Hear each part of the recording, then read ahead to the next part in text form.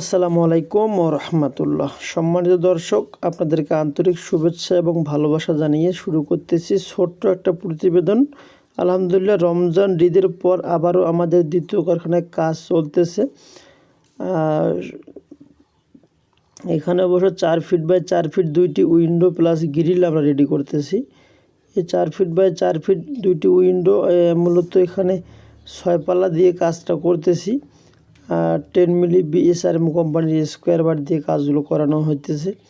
প্রতি square feet মাত্র 520 টাকা এবং 550 টাকা এভাবেই অবশ্য কাজগুলো নেওয়া হয়।